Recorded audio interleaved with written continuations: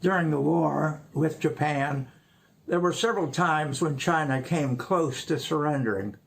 One was at the very beginning, when the Japanese attacked in 1937, conquered the whole coast, blocked everything at the seaport. There was no way China could get supplies in.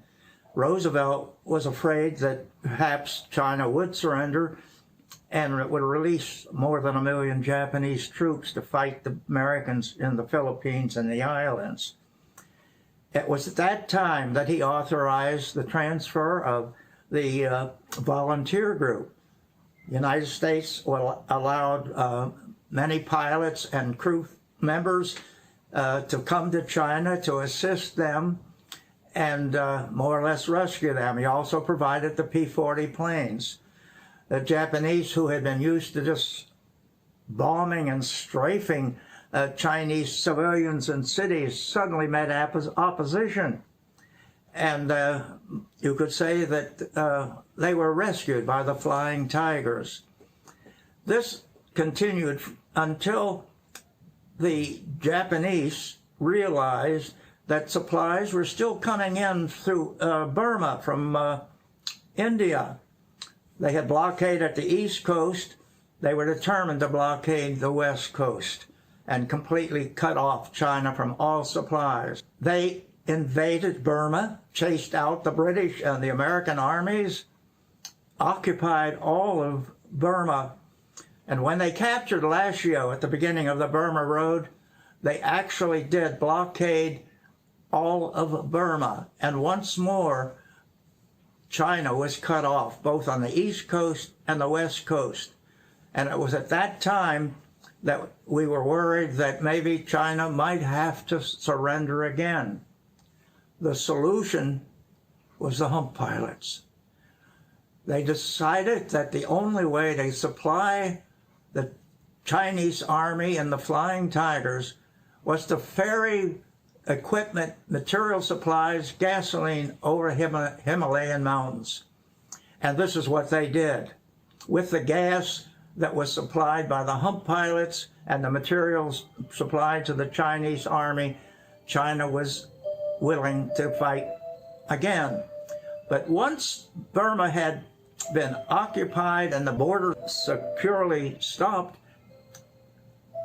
there was a chance that China might have to surrender again. The flights over the hump would rescue them.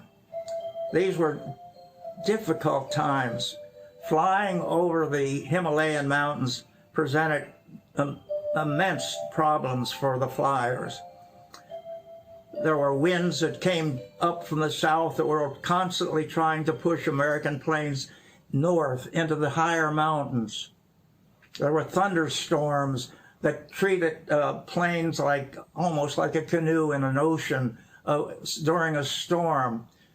The pilots could no longer fly the plane. It was the weather that was flying the plane, and they didn't know whether the thunderstorms would chew them up or spit them out. It was not without sacrifice that these flights were made, because during the course of 44-45, more than 500 planes crashed in their attempt to bring supplies to the Chinese and the Flying Tigers. More than 1,500 American servicemen were killed. To this date, and 80 years after the war, there are still American boys buried under the snows of the Himalayan mountains. Their bodies never recovered. There are several books that I would recommend, recent ones. They have been written more by the, the great-grandsons or the distant cousins and so forth. One of them is the Search for Jim Brown. Another one is the Aluminum Alley. There's a number of books that you could check out and read, or you could Google material if you look up the hazards of flying the Hump, you'll come across just lots of material. I don't have time to mention those who bailed out, which would be another aspect of it. But if they actually could have, survived, they had the jungles of Burma to contend with poisonous snakes and wild animals like tigers and leopards. And of course, the most dangerous things were the bugs and the leeches that preyed on them. Occasionally, they were rescued by the Naga headhunters.